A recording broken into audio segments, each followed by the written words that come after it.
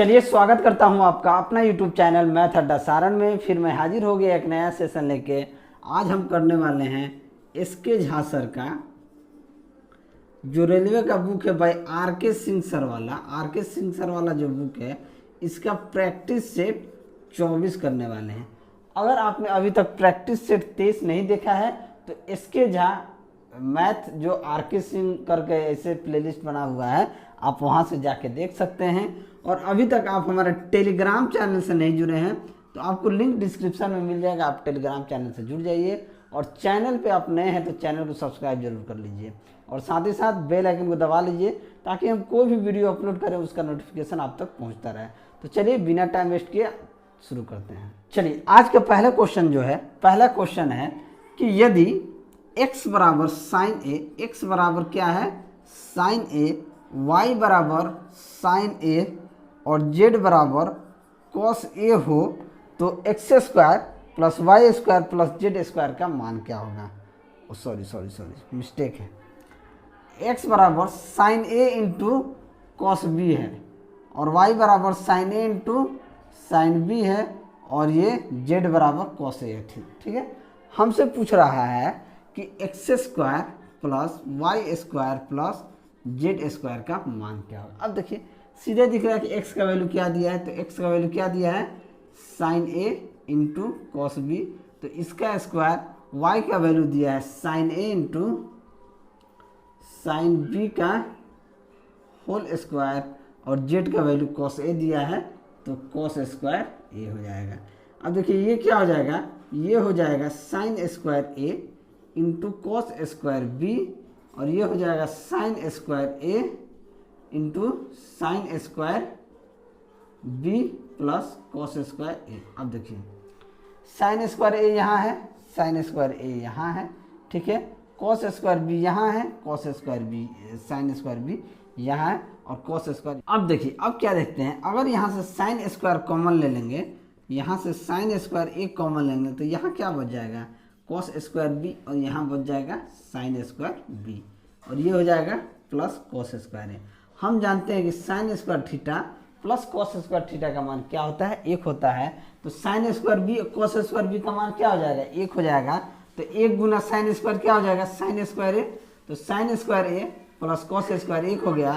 तो फिर sign square theta plus cos square theta का मान एक होता है तो इसका भी मान एक हो जाएगा। यानी कि X square plus Y square plus Z square का मान क्या हो जाएगा, एक हो जाएगा। तो ऑप्शन बी जो है आपका सही आंसर हो जाएगा। चलिए अगला क्वेश्चन देखते हैं, क्वेश्चन नंबर 2। क्वेश्चन नंबर 2 कहता है कि 10 वर्ष पहले पिता की आयु पुत्र की आयु से 3 गुनी थी। यानी कि फादर और सन का रेशियो देखें तो सन का अगर 1 साल का होगा तो पिता 3 साल का होगा क्योंकि 3 गुनी थी। अब से 10 वर्ष बाद पिता की आयु पुत्र की आयु से 2 गुनी हो जाएगी। अब क्या हो गया, 2 गुनी हो गई यानी 1 से 2 हो गया। तो उनकी वर्तमान आयु किस अनुपात में है। वर्तमान आयु हमसे पूछ रहा है कि वर्तमान आयु क्या होगा। देखिए 10 वर्ष पहले और 10 वर्ष बाद, दो केस है, 10 वर्ष पहले और 10 वर्ष बाद, इन दोनों में कितना का अंतर होगा। 10 वर्ष पहले 10 वर्ष बाद यानी कि 20 का अंतर होगा। बात को समझिएगा, यानी कि अगर हम यहाँ देखें 20 का अंतर है तो अनुपात 2:1 है तो 1 3 3 1 2 2 यानी 1 का अंतर किसके बराबर हो जाएगा 20, 20 दूना 40 यानी कि 20 के बराबर। एक रेशियो 20 के बराबर हो जाएगा तो ये 3 रेशियो किसके बराबर हो जाएगा 3 गुना 20 यानी कि 60 और ये एक रेशियो किसके बराबर हो जाएगा 20 गुना 1 यानी कि 20। अब 10 साल बाद ये कितना हो जाएगा 60 से क्या हो जाएगा 70 और ये 10 साल बाद क्या हो जाएगा 20 से क्या हो जाएगा 30। अब हमसे क्वेश्चन में कह रहा है कि दोनों की वर्तमान आयु किस अनुपात में होगी। तो अगर फादर और सन का अनुपात देखें तो ये 70/30 होगा यानी कि 7/3 होगा। तो ऑप्शन कौन सा सही हो जाएगा, तो ऑप्शन सी जो है आपका सही आंसर हो जाएगा। क्वेश्चन देखते हैं, क्वेश्चन नंबर 3। क्वेश्चन नंबर 3 कहता है यदि a प्लस 1/a बराबर 7 हो तो a square plus 1/a square का मान क्या होगा। हमने अगर आप हमारा वीडियो देखा होगा तो हमने बताया है कि x प्लस 1/x का वैल्यू अगर a होता है तो एक्स स्क्वायर प्लस 1/x² का वैल्यू हो जाता है a² माइनस का 2। अब यहाँ क्या हो जाएगा, इसका वैल्यू 7 है तो ये हो जाएगा 7 का स्क्वायर माइनस का 2 यानी कि 49 माइनस 2 यानी कि 47, यानी कि a² प्लस 1/a² का वैल्यू क्या हो जाएगा, 47 हो जाएगा। तो ऑप्शन डी जो है आपका सही आंसर हो जाएगा। अगला क्वेश्चन देखते हैं, क्वेश्चन नंबर 4। क्वेश्चन नंबर 4 कहता है कि 5 क्रमागत प्राकृत संख्या का औसत m है। यदि अगली 3 संख्या भी शामिल कर ली जाए तो 8 संख्याओं का औसत m से कितना ज़्यादा होगा, ये पूछ रहा है। अब मान लीजिए 5 प्राकृत संख्या हम ले लें, 1 2 3 4 5, तो इसका इससे औसत क्या हो जाएगा, इसका औसत हो जाएगा सभी संख्याओं का जो बटा सभी संख्या होता है, तो 1 2 3 3 3 6 4 10 5 15 यानी कि 15/5 यानी कि 3, इसका औसत क्या हो जाएगा, 3 हो जाएगा। अब 3 संख्या इसमें और ले लें, 1 2 3 4 5 6 7 8, 3 संख्या और ले लें तो औसत इसका क्या हो जाएगा, यहाँ तक तो 15 है, 15 6 21 7 28 28 और 2 30 4 36, 36/8, 36/8 का मतलब हो गया 8 चौके 32, 8 5 40 यानी कि 4.5। यानी कि जब 5 प्राकृत संख्या क्रमागत लिए तो उसका औसत 3 आता है और 1 से लेकर 8 तक लिए तो ये 4.5 आता है। तो हमसे कितना ज़्यादा है, तो यहाँ 3 है, यहाँ 4.5 है, तो कितना ज़्यादा है, तो 1.5 ज़्यादा है। तो ऑप्शन बी जो है आपका सही आंसर हो जाएगा। चलिए अगला क्वेश्चन देखते हैं, क्वेश्चन नंबर 5। क्वेश्चन नंबर 5 कहता है कि 5 सेंटीमीटर त्रिज्या वाले 4 समरूप वृत्त एक दूसरे को स्पर्श करते हैं तो छायांकित भाग का क्षेत्रफल क्या होगा। देखिए इस तरीके से है, थोड़ा सा अच्छा नहीं बन पाएगा वृत्त, लेकिन भावना को आप समझिएगा, ठीक है, यही इम्पोर्टेंट है, ठीक है। ये वृत्त के केंद्र से, ठीक है, और ये छायांकित भाग हमसे पूछ रहा है। देखिए क्वेश्चन क्या कह रहा है कि 5 सेंटीमीटर त्रिज्या वाले 4 समरूप वृत्त एक दूसरे को स्पर्श करते हैं। तो देखिए जब भी वृत्त के केंद्र से एक वृत्त से दूसरे वृत्त के केंद्र, एक वृत्त से दूसरे वृत्त के केंद्र को जो रेखा मिलाएगी और उससे जो वर्ग बनेगा, ठीक है, वो वृत्त को जब समरूप होगा तो ये एक वृत्त जो है एक वृत्त दूसरे वृत्त को क्या करेगा, स्पर्श करेगा। अगर इसका छायांकित भाग यानी ये जो भाग है इसका क्षेत्रफल हमसे पूछे, यानी कि छायांकित भाग का क्षेत्रफल हमसे पूछे, तो क्या होगा, छायांकित भाग का क्षेत्रफल होता है 4 माइनस पाई इंटू आर का स्क्वायर। क्या होता है, कभी भी अगर एक इस तरीके से फिगर आपको दिख जाए और छायांकित भाग का क्षेत्रफल पूछे और वो चारों वृत्त जो है ये समरूप हो, केस क्या है यानी कि समरूप हो, तो उसके छायांकित भाग का क्षेत्रफल 4 माइनस पाई का आर स्क्वायर होता है। आर आपको गिवन है, गिवन कितना है यानी कि दिया गया है 5 सेंटीमीटर। अब देखिए फॉर्मूला आपका यही लगा लेंगे, 4 माइनस पाई का मान क्या होता है 22/7 ये, और आर का स्क्वायर यानी कि 5 का स्क्वायर, ये चला जाएगा 7 चौक 28, 28 में से 22 गया 6, 6/7 गुना 25। अब 25 6 के कितना होता है 150, यानी कि 150/7। अब इसे भाग दे देंगे तो 7 दूनी 14, 7 दूनी 14, 7 एकम 7, 7 चौक 28, 7 चौक 28 और यानी भाई 21.4 के आसपास आया, यानी कि 21.50 सेंटीमीटर। यहाँ 21.4 नहीं दे रहा, 5 दे रहा है, यानी कि 21.5 कह सकते हैं कि 21.5 सेंटीमीटर स्क्वायर क्या हो जाएगा, इसका क्षेत्रफल हो जाएगा। तो ऑप्शन ए जो है आपका सही आंसर हो जाएगा। चलिए अगला क्वेश्चन देखते हैं, क्वेश्चन नंबर 6। क्वेश्चन नंबर 6 कहता है कि वह धनराशि कितनी होगी जो 5% वार्षिक दर से दूसरे वर्ष में 410 रुपये चक्रवृद्धि ब्याज प्राप्त कर सके। अब देखिए रेट हमारे पास क्या दिया हुआ है, रेट 5% दिया हुआ है। 5% को हम मानते हैं 5/100 यानी कि 1/20। अब प्रिंसिपल और अमाउंट क्या होता है, सीए क्या होता है, चक्रवृद्धि ब्याज होता है अमाउंट माइनस प्रिंसिपल, यानी कि जो मिश्रधन होता है, मिश्रधन में से मूलधन घटा दीजिएगा, वही तो चक्रवृद्धि ब्याज होता है। अब प्रिंसिपल हम क्या मानते हैं 20, तो अमाउंट क्या हो जाएगा 21। इस प्रक्रिया को अगर हम 2 बार लगा लें, टाइम कितना दिया है थोड़ा सा एक बार देख लेने दीजिए। दूसरे वर्ष 2 वर्ष की बात की गई है, तो 20 से 21, 20 से 21, ये क्या हो जाएगा 400, ये क्या हो जाएगा 441। ठीक है, लेकिन हमको मिश्रधन कितना चाहिए, मिश्रधन चाहिए 410 रुपया। 410 रुपया के लिए अगर इसमें 10 से गुना कर दें तो ये क्या हो जाएगा, ये हो जाएगा 4000। इसमें भी 10 से गुना कर देंगे तो ये हो जाएगा 4410। अब इन दोनों का अंतर कितना आ गया, देखिए 410 आ गया। अब प्रिंसिपल हमारा कितना हो जाएगा, तो प्रिंसिपल हमारा 4000 रुपया हो जाएगा। तो ऑप्शन कौन सही होगा, तो ऑप्शन ए जो है आपका सही आंसर हो जाएगा। और वीडियो आप लोगों को अच्छा लगे तो वीडियो को लाइक जरूर कीजिएगा। अगला क्वेश्चन देखते हैं, क्वेश्चन नंबर 7। क्वेश्चन नंबर 7 कहता है यदि अल्फा बीटा किसी समीकरण x माइनस ए इंटू एक्स माइनस बी बराबर c के मूल हो तो समीकरण x minus alpha x minus beta plus c के मूल्य क्या होंगे। देखिए, यानी कि x minus alpha x minus beta plus c के जो मूल होंगे वो क्या होंगे। देखिए, x माइनस ए एक्स माइनस बी सी, अगर हम c को 0 कर दें, अगर इस c को 0 कर दें तो ये इक्वेशन हमारा क्या आ जाएगा, x माइनस ए इंटू एक्स माइनस बी बराबर 0। तो यहाँ से x का मान क्या आ जाएगा a और x का मान क्या आ जाएगा b, 2 मान आ जाएगा। अब देखिए, अगर ये भी c का मान 0 हो गया तो x बराबर क्या हो जाएगा अल्फा और x बराबर क्या हो जाएगा बीटा।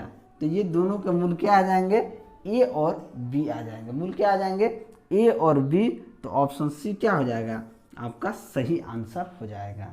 चलिए अगला क्वेश्चन देखते हैं, क्वेश्चन नंबर 8। क्वेश्चन नंबर 8 कहता है कि यदि कोई धन 5 वर्ष में तिगुना हो जाता है तो ब्याज की दर क्या होगी। क्या होता है, देखिए रेट पूछ रहा है, तो रेट बराबर n1 माइनस 1/t गुना 100। ठीक है, अगर आपसे टाइम पूछे, टाइम में भी अगर समय पूछे तो n माइनस 1/r गुना 100 लगा सकते हैं। n क्या होता है, गुना या गुनी जो भी दे। ठीक है, अब हमसे पूछ रहा है, क्या पूछ रहा है क्वेश्चन में, दर ज्ञात करना है यानी कि रेट ज्ञात करना है। तो ये फॉर्मूला हम नहीं लगाएंगे, ये फॉर्मूला लगाएंगे। r बराबर 3 गुना हो जाता है तो 3 माइनस 1 बटा कितने वर्ष में, 5 वर्ष में, तो 5 गुना 100। 5 से 100 कट जाएगा 20 बार में, 3 में से 1 गया 2, 5 से कट गया 20 बार में, 3 में से 1 गया 2, यानी कि 20 दूना 40%। रेट क्या हो जाएगा, 40% रेट हो जाएगा। तो ऑप्शन बी जो है आपका सही आंसर हो जाएगा। अगला क्वेश्चन देखते हैं, क्वेश्चन नंबर 9। क्वेश्चन नंबर 9 कहता है कि 1/√2 + 1 plus 1/√3 plus √2 plus 1/√4 plus √3 plus 100 कहाँ तक 1/√100 प्लस √99। देखिए, इस तरह का प्रश्न अगर आपको दिख जाए जिसमें सभी प्लस में हो, ठीक है, तो सबसे पहले आपको करना है हाईएस्ट वैल्यू निकालना है। हाईएस्ट वैल्यू इसमें क्या है, तो हाईएस्ट वैल्यू देखिएगा तो √100 है, यानी कि √100 कितना हो जाएगा, 10 हो जाएगा। उसके बाद देखिए लोवेस्ट वैल्यू क्या है, लोवेस्ट वैल्यू क्या है, तो इसमें लोवेस्ट वैल्यू क्या है, 1 है। क्या है, 1 है। तो बस आपका आंसर क्या हो जाएगा, हाईएस्ट माइनस लोएस्ट, यानी कि 10 में से 1 यानी कि 9 आ जाएगा। तो आपका आंसर क्या हो जाएगा, तो ऑप्शन ए जो है आपका सही आंसर हो जाएगा। चलिए अगला क्वेश्चन देखते हैं, क्वेश्चन नंबर 10। क्वेश्चन नंबर 10 कहता है कि एक व्यक्ति 380 रुपया में कुछ संख्या में समान वस्तुएं खरीदी। यदि प्रत्येक वस्तु के लिए उसने 1 रुपया अधिक दिया हो तो एक वस्तु कम खरीद पाता है, तो वस्तु की वास्तविक कीमत प्रति वस्तु क्या थी। अब देखिए 380 रुपया का सामान लिया, 380 रुपया की कुछ संख्या लिया, हमने वो संख्या को मान लिया कि वो x संख्या लिया होगा। तो जब वो x संख्या लेता है तो 1 रुपया ज़्यादा देता है। क्या देता है, 1 रुपया ज़्यादा देता है। तो इस संख्या में से एक वस्तु को वो क्या कर पाता है, कम ले पाता है। बात को समझिएगा, इतना रुपया का सामान x वस्तु खरीदता है, वो 1 रुपया ज़्यादा देता है। जब वो वस्तु में 1 रुपया ज़्यादा देता है तो वो वस्तु 1 कम खरीद पाता है, जिसका मूल्य कितना है, 380 रुपया है। बात को समझिएगा। अब देखिए इस x के वैल्यू को, अगर हम x के वैल्यू को 20 रख दें तो 20 से ये कितना बार में कट जाएगा, 19 बार में, तो 19 प्लस 1, यहाँ से 20 में से 1 गया, क्या हो जाएगा, 19 हो जाएगा, जो कि 380 के बराबर है। किसके बराबर है, अब ये एक 19 का 20 हो जाएगा और ये आपका 19, यानी कि 380 आ जाएगा। तो कितना वस्तु हो, तो 19 वस्तु का वास्तविक मूल्य क्या था, तो 19 रुपया उस वस्तु का वास्तविक मूल्य था। तो ऑप्शन बी क्या हो जाएगा, आपका सही आंसर हो जाएगा, यानी कि 19 रुपया। चलिए अगला क्वेश्चन देखते हैं, क्वेश्चन नंबर 11। क्वेश्चन नंबर 11 कहता है कि 7 अंकों की ऐसी कितनी संख्याएं हो सकती है जिनमें 3 का अंक 3 बार और 5 का अंक 4 बार आता हो। अब देखिए टोटल संख्या क्या हो जाएगा, 7 अंक फैक्टोरियल 7 बार, 3 कितने बार आ रहा है, तो 3 बार, तो ये हो जाएगा फैक्टोरियल 3, और 5 को कितना बार आ रहा है, 4 बार, तो ये हो जाएगा फैक्टोरियल 4 से भाग दे देंगे। अब फैक्टोरियल 7 का वैल्यू होता है 7, 6, 5 और यहाँ फैक्टोरियल 4 कर देंगे, और नीचे 3, 2, 1 गुना फैक्टोरियल 4, ये 4 से 4 कट गया, 3 दूनी 6 हो गया, 7 5 35 क्या हो जाएगा, आपका सही आंसर हो जाएगा। तो ऑप्शन डी जो है आपका सही ऑप्शन होगा। चलिए अगला क्वेश्चन देखते हैं, क्वेश्चन नंबर 12। क्वेश्चन नंबर 12 कहता है कि एक व्यापारी अपने वस्तु के क्रय मूल्य पर 45% अंकित मूल्य अंकित करता है तथा अंकित मूल्य पर 20% छूट देता है, तो वो कितने % लाभ अर्जित करता है। सक्सेसिव लगा देंगे इसमें क्या करेंगे, हम सक्सेसिव रूल लगा देंगे। सक्सेसिव रूल कहता है x + y + xy बट्टा 100। अब ये 45 अंकित करता है और 20% डिस्काउंट देता है, तो ये क्या हो जाएगा, 45 गुने 20 बट्टा 100, यानी कि 1 0 से 1 0 काट दीजिए, 45 दूना 90 यानी कि 9, यानी कि 45 माइनस 20 माइनस 9, यानी कि 45 माइनस का 29, 15 में से 9 गया 6, 3 में से 2 गया 1, यानी कि कितना उसका ये था, तो 16% क्या हो जाएगा, आपका सही आंसर हो जाएगा। कितना % लाभ अर्जित करता है, तो 16%, तो ऑप्शन सी क्या हो जाएगा, आपका सही आंसर हो जाएगा। चलिए अगला क्वेश्चन देखते हैं, क्वेश्चन नंबर 13। क्वेश्चन नंबर 13 कहता है कि एक गांव में 1975 में 200 मनुष्य थे। 1981 में पुरुषों की संख्या में 10% की वृद्धि हुई और स्त्रियों की संख्या में 6% की कमी, परंतु कुल जनसंख्या जो था अपरिवर्तित था, यानी ओवरऑल जो जनसंख्या था वो अपरिवर्तित है, यानी उसमें ना वृद्धि हुई है ना कमी हुई है। तो 1975 में पुरुषों की संख्या कितनी थी, ये पूछ रहा है। अब देखिए मेल और फीमेल एलिगेशन मेथड लगाते हैं। मेल में क्या होता है कि 10% की वृद्धि होती है और फीमेल में 6% की कमी होती है। ओवरऑल जो है कोई अपरिवर्तित माने नहीं होता है, तो ये 0 होता है, तो लगा देंगे 0 माइनस का 6 यानी कि 6 और 10 माइनस 0 यानी कि 10, ये चला जाएगा 2 3 6 और 2 5 10। अब हमसे पूछ रहा है कि मेल यानी कि पुरुषों की संख्या क्या थी। पुरुष की संख्या हमसे पूछ रहा है, तो पुरुष की संख्या कितना था, 3 था। 3 था किस में, 5 3 8 टोटल संख्या में, 8 में, तो टोटल मनुष्य कितने थे, 2000, तो 8 से इसको काट देंगे, कट जाएगा 225 बार में, तो 25 3 75, यानी कि 750 आबादी थी 1975 में पुरुषों का। तो ऑप्शन डी जो है, ऑप्शन सी जो है आपका सही आंसर हो जाएगा। चलिए अगला क्वेश्चन देखते हैं, क्वेश्चन नंबर 14। क्वेश्चन नंबर 14 कहता है कि 2 स्थान ए और बी के बीच 300 किलोमीटर की दूरी, 2 स्थान है ए और बी के बीच, ए और बी के बीच कितनी दूरी है, 300 किलोमीटर है। ठीक है, 2.5 घंटे बाद उनके बीच ए और बी एक साथ एक दूसरे की ओर बढ़ते हैं। ए इधर आ रहा है, बी भी इधर आ रहा है। 2.5 घंटे बाद इन दोनों के बीच की दूरी जो है 25 किलोमीटर रह जाती है। मान लीजिए 2.5 घंटा बाद ए यहाँ आ गया और बी यहाँ आ गया। अब इन दोनों के बीच की जो दूरी है कितनी रह गई, 25 किलोमीटर। 25 किलोमीटर रह जाती है। यदि एक स्कूटर की चाल दूसरे स्कूटर की चाल से 10 किलोमीटर प्रति घंटा अधिक है तो प्रत्येक स्कूटर की चाल किलोमीटर प्रति घंटा में ज्ञात कीजिए। अब देखिए, हमने माना ए का स्कूटर का चाल x किलोमीटर प्रति घंटा है और बी के स्कूटर का चाल क्या हो जाएगा x प्लस 10 किलोमीटर प्रति, यानी कि एक का दूसरा से 10 किलोमीटर चाल क्या है, ज़्यादा है।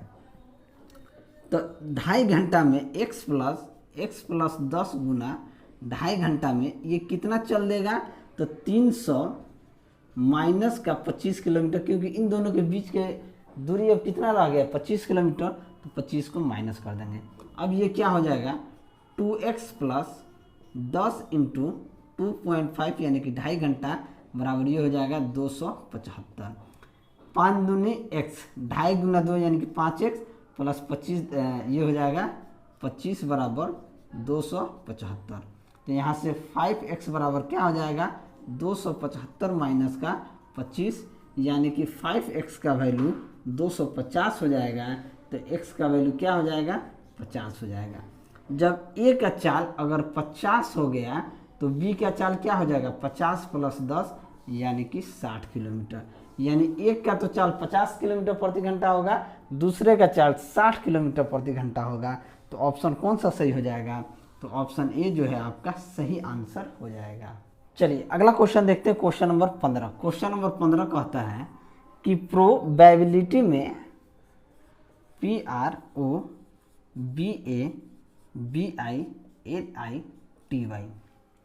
के अक्षर या दृक्ष चुन लिया जाए तो इसके स्वर आने की प्रायिकता क्या होगी। प्रोबेबिलिटी क्या होता है, हमने आपको बताया है कि शर्त बट्टा टोटल संख्याएं, यही होता है। अगर आपने हमारा प्रोबेबिलिटी का वीडियो देखा होगा तो हमने आपको बताया है कि प्रोबेबिलिटी जो होता है शर्त बट्टा टोटल संख्या। अब इसमें टोटल संख्या कितना है 1 2 3 4 5 6 7 8 9 10 11। टोटल संख्या क्या हो जाएगा, टोटल संख्या 11 है। हमसे बोला है कि स्वर आने की, स्वर क्या होता है यानी कि भवेल। भवेल कितने होते हैं A E I O U। अगर आपने अल्फ़ाबेट नंबर को जाना है तो आपको पता होगा कि भवेल कितने होते हैं, ठीक है। अब इसमें भवेल कौन कौन से हैं, तो O है, A है, I है, I है, कितना है O A I क्या है भवेल यानी कि स्वर है। तो इसे प्रायिकता क्या हो जाएगी 4/11 हो जाएगी, यानी स्वर आने की प्रायिकता ही हमसे पूछ रहा है। तो स्वर कितने हैं यानी भवेल O A I 4 है, तो 4/11 हमारा क्या हो जाएगा प्रायिकता हो जाएगा। तो ऑप्शन सी जो है आपका सही आंसर हो जाएगा। चलिए अगला क्वेश्चन देखते हैं, क्वेश्चन नंबर 16। क्वेश्चन नंबर 16 कहता है कि ट्रेन में खड़े एक व्यक्ति ने 1 मिनट में 21 टेलीफोन पोस्ट की गिनती करता है। अगर इनके बीच की दूरी 50 मीटर है तो ट्रेन किस गति से दौड़ रहा है, ये पूछ रहा है। देखिए कभी भी पोल की संख्या देगा, पोस्ट की संख्या देखिए 1 2 3 मान लीजिए 3 दिया है, तो इनके बीच की दूरी क्या होगी 50 50। देखिए पोल 3 है लेकिन इन दोनों के बीच की दूरी यही होगी 50 50, यानी टोटल कितना होगा 100 मीटर होगा। बात को समझिएगा बताने के लिए, क्योंकि यहाँ पे 21 टेलीफोन दिया होगा तो उसके बीच की दूरी कितनी होगी 20 गुना 50, 21 नहीं होगा 20 होगा। क्योंकि आप देख सकते हैं अगर हम आपसे कहें कि यहाँ पे 3 पोल दिख रहा है जिसके बीच की दूरी 50 मीटर है, तो आप क्या करिएगा 2 गुना 50 यानी कि 100 मीटर। यहाँ से लेकर यहाँ तक पोल की दूरी क्या हो जाएगी 100 मीटर होगी। बात को समझ गए, आशा करता हूँ ये चीज़ आपको समझ में आ गया होगा। अगर डिस्टेंस हम देखें तो डिस्टेंस कितना हो जाएगा 20 गुना 50 यानी कि 20 5 100 1000 मीटर। क्या होगा 1000 मीटर। 1000 मीटर को अगर किलोमीटर में बदल दें तो ये क्या हो जाएगा 1 किलोमीटर। हमसे कह रहा है 1 मिनट में, क्या कह रहा है 1 मिनट में वो इतना पोल गिन देता है, ठीक है। तो ट्रेन की गति क्या होगी यानी कि स्पीड क्या होगी। हम जानते हैं कि डिस्टेंस बराबर स्पीड इंटू टाइम होता है, तो स्पीड बराबर क्या हो जाएगा डिस्टेंस अपॉन टाइम। डिस्टेंस हमारे पास यानी कि डिस्टेंस हमारे पास कितना है, तो डिस्टेंस है 1 kilometre, distance by time, distance है 1 किलोमीटर। 1 मिनट में 1 मिनट की बात की जाए तो 1 मिनट में कितना सेकेंड होते हैं तो 60 सेकेंड होते हैं, तो 1/60, ये 60 कहाँ चला जाएगा, ऊपर चला जाएगा, तो उसका स्पीड क्या हो जाएगी 60 किलोमीटर प्रति घंटा हो जाएगा। तो ऑप्शन कौन सा सही हो जाएगा, तो ऑप्शन सी जो है आपका सही आंसर हो जाएगा। चलिए अगला क्वेश्चन देखते हैं, क्वेश्चन नंबर 17। क्वेश्चन नंबर 17 कहता है कि बी का वर्तमान वेतन ए के वर्तमान वेतन का 80% है। यदि ए के वेतन में 10% और बी के वेतन में 20% की वृद्धि की जाती है तो ए और बी के बढ़े हुए वेतन का अनुपात क्या हो जाएगा। देखिए कह रहा है बी का वेतन ए का वेतन का 80% है, अगर ए का वेतन 100% होगा तो बी का वेतन कितना होगा 80 होगा। अब क्वेश्चन में कह रहा है यदि ए के वेतन में 10% की वृद्धि कर दी जाए, अगर ए के वेतन में 10% की वृद्धि कर दी जाए तो ये कितना हो जाएगा 110 हो जाएगा, और बी के वेतन में 20% की वृद्धि कर दी जाए तो ये कितना हो जाएगा 120 हो जाएगा। अब काट पीट कर लीजिए, काट पीट कैसे करेंगे, तो चलिए 20 चौके 80, 20 5 100, 5 से काट देंगे 24 बार में, यानी कि ये क्या हो गया 24/110 हो गया। नहीं 24 चक 96 हो जाएगा। इसको एक बार और काट देते हैं, कट जाएगा 2 से 55 बार में, 2 से 2 बार में, यानी 48/55 हो जाएगा।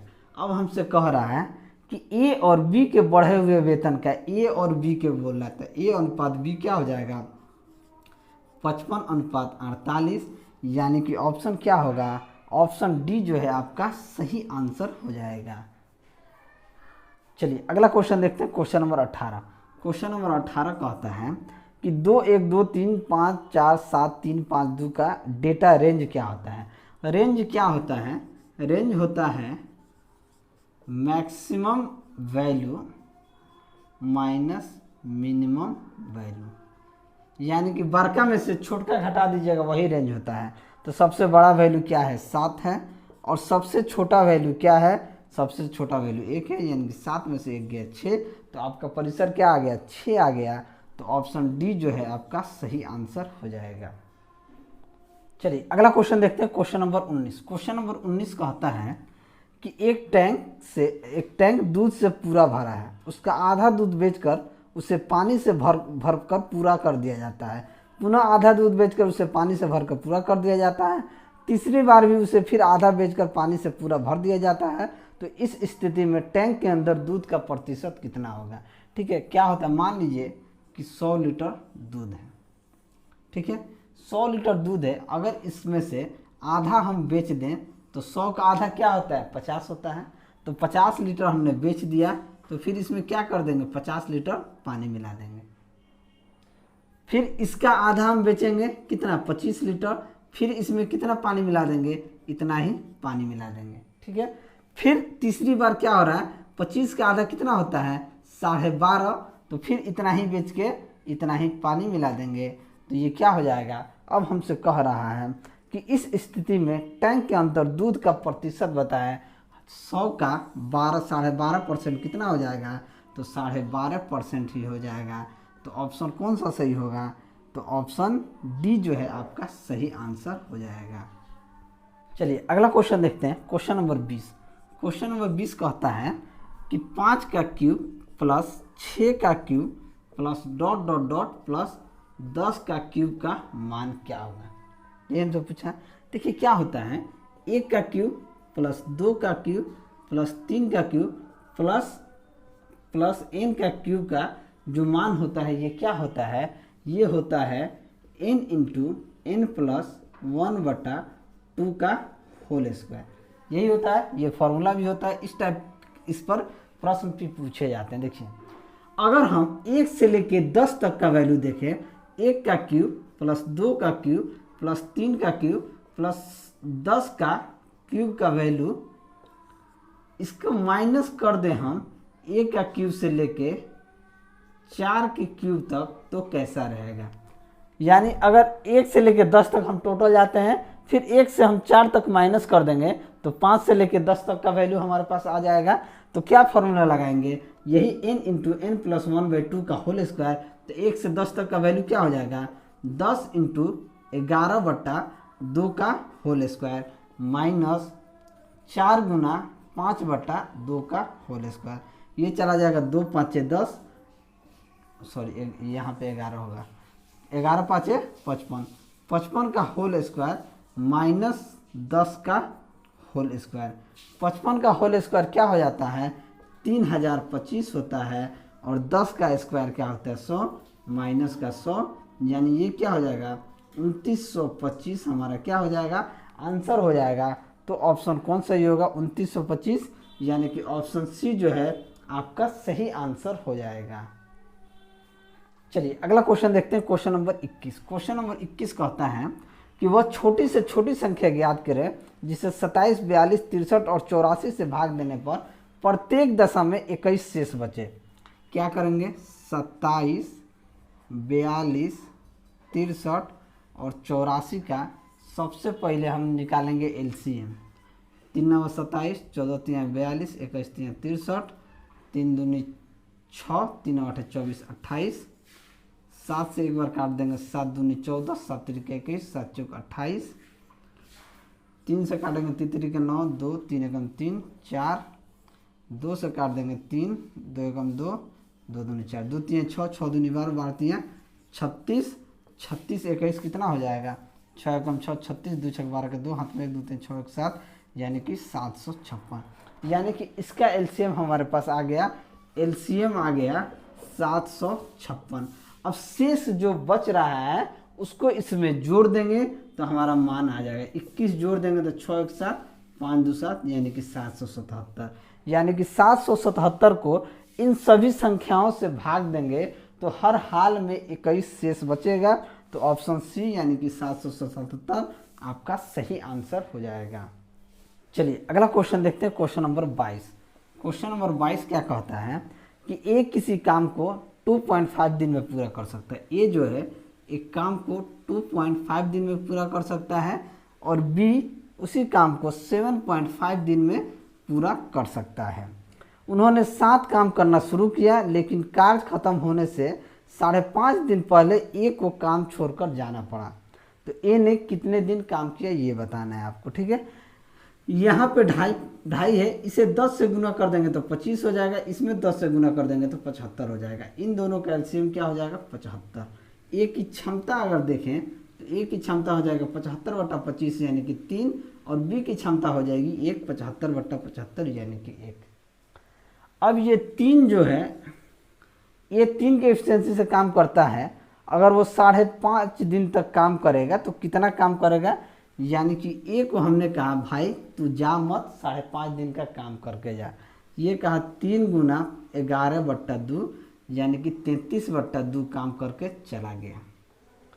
33/2 काम करके चला गया तो ये कितना काम कर दिया 33, यानी कि आपका कितना हो जाएगा 16.5 दिन, 16.5 काम किए।